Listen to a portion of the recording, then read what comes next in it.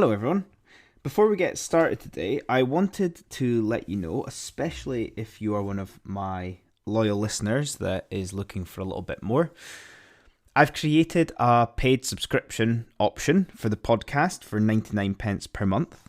On top of this being ad-free and just purely being the essence of the episodes, I will be doing bonus episodes, some personal update episodes, and we'll also include any information, invites into any virtual workshops or online things that I do in the future. So if you fancy it, check out the show notes below with the link and enjoy the show. Hello everyone, and welcome to today's episode of the Self-Improvement Project. I hope everybody is well. We are late in the year now, we're into November.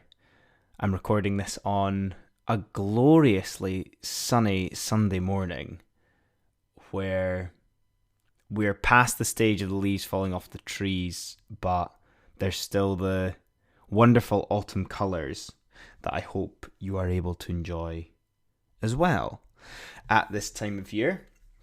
Thank you if you have been reading my Sunday newsletter email of Sunday Thoughts. It's been long form for a few months now, and I'm enjoying going into the depths of thoughts rather than the pointers, essentially, that we started off with about a year ago. And thank you to anyone subscribing to the podcast. It means everything to me to create,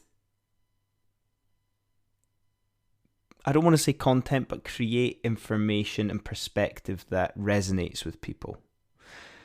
And the fact that it lands with you enough to subscribe to it does mean everything to me. It's irreplaceable. So on to today's episode. Today I have named the episode Move Your Body. Now, as it says on the tin, today is going to be all around our physical side of things, our physiology, and perhaps as well, where I am taking the side of the physical benefits to understand why we need to do that in order to help our mental side of things, our psychology. So I want you to take this viewpoint of, if we prioritize the physical side of things, if that's what we need, then we should feel the benefits mentally. This is maybe a good reset, or if you don't need it just now, a good go-to to reset in the future if you feel mentally either drained or frustrated, or you feel like there is potentially a desire there to improve your state of mind. So, the first, most simple thing that I want you to do if you are in this position, when I'm talking about move your body, is simply getting outside, doing some sort of activity outside. I take my dog Henry for a walk every single morning, and it's one of these things that I think, from a personal development point of view, a lot of people would say, go out for a walk every morning as like this absolute game-changing thing. But because I have to, I probably don't understand the benefits as much as I maybe should, or understand how beneficial it is to me day in, day out to be doing that. If you're exercising, do it outside. I'm not saying never exercise inside, but the combination of being able to do exercise outside can be one of the most liberating feelings that can change how you feel in that day. Any sort of cardio, whether it's a walk, whether it's a run, whether it's a jog, whether it's a cycle, whatever, if you do that outside, I honestly believe the impact that can have on your mental health is so underrated and significant. we spend a lot of exercise and fitness focusing around goals, around timings, around personal bests. However, there is just sometimes when you need to do exercise outside to make you feel good. That is all you need to achieve through that.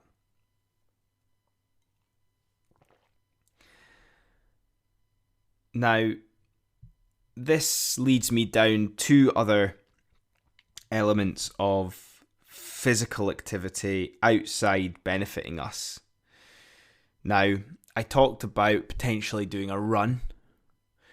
Actually doing, and this is obviously if you are in a position that you have the foundations to safely do it, but pushing yourself to your max, whether that be through some sort of sprinting,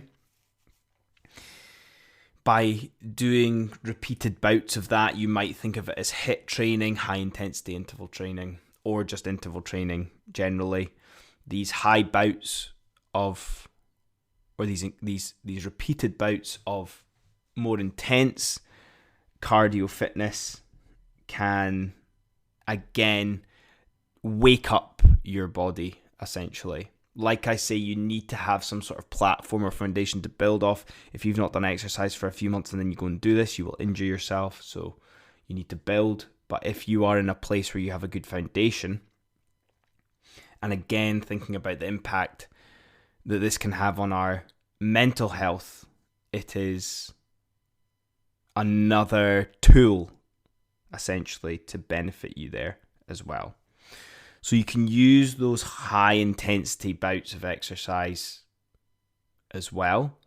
But also, and this is something that I've only heard of in the last few weeks, essentially. It's through a guy I follow on Twitter called Paul Millard. He's very good for an alternative path in life in regards to work. But discovering new things, he talks about something he discovered called the 12-hour walk. And to put it plainly and simply, this is a 12-hour walk with no destination, no route. You follow your intuition for those 12 hours. You just make sure you complete those 12 hours. You have your phone on airplane mode for maps in case you get lost, and for the time, I guess, if you don't have a watch. But there is no agenda to this walk. There is no goal that you are trying to reach distance-wise. You are just having the discipline of staying out and walking for 12 hours straight to help reset your mental mind, reset your mental state. And perhaps there is something in there. And again, it comes into these arguments around flow. How do we get into flow creatively or just mentally in general when we're doing work? And most of the time, it is just making sure that you have a block of time and you're disciplined with that and you don't do anything else with that time apart from focus on the most simple thing, whether that be walking, whether that be writing. So those are two options that, again, combining being outside, combining some sort of exercise physically, are options for you, that are tools for you to go to if you're feeling this need to reset.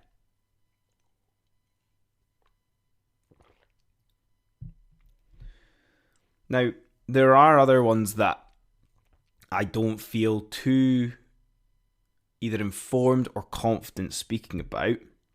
But the only one that I would also recommend at this time, I've maybe been doing this for about a year now, and this isn't to sound like some sort of advice guru that is almost a false pretense. However, when you are having a normal shower, just ensuring that even if it is a quick blast at the end, I usually aim for about 10 seconds. I don't ever try to increase it. I just make sure that I don't miss it. A quick blast of cold water at the end of your shower just wakes you up. It resets you. It grounds you. It humbles you. Because there is nothing more shocking than being covered in freezing cold water. But it is liberating. I have a feeling that it's potentially misunderstood where you can only have a cold shower. Absolutely not. I have normal showers and then a quick blast at the end resets. But physically, it wakes me up.